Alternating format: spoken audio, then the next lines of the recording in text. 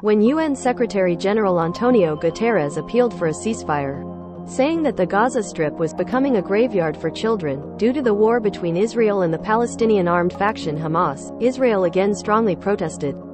On the 6th, local time, Israeli Foreign Minister Eli Cohen criticized President Guterres on social media. Minister Eli said, more than 30 infants and children, from as young as 9 months old, who saw their parents murdered before their eyes, are being held in the Gaza Strip against their will, adding, the problem in Gaza is Hamas, not the effort to eliminate Hamas.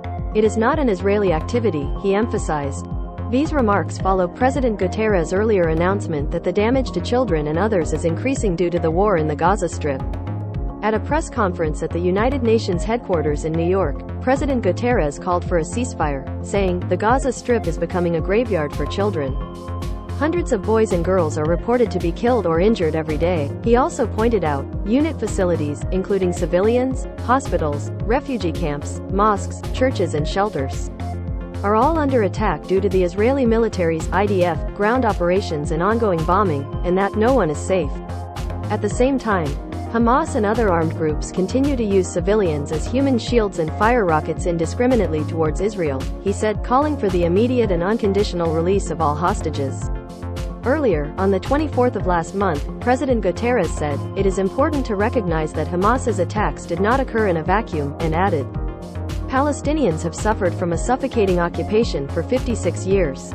In response, Israel's ambassador to the United Nations Gilad Erdan called for President Guterres' resignation. Former Minister of Science, Technology and Space Danny Danon, who served as Israel's ambassador to the United Nations from 2015 to 2020 and worked with Guterres, also wrote in an article for the Jewish-Israeli news network JNS that day that Guterres' remarks about the Hamas massacre were so shocking. He called for his resignation. Former Minister Danon said Guterres claimed that Israel's defensive war against inhumane terrorism is equivalent to the crimes of Hamas, adding, indeed, he essentially pardoned Hamas and took its side in the conflict between Israel and Hamas.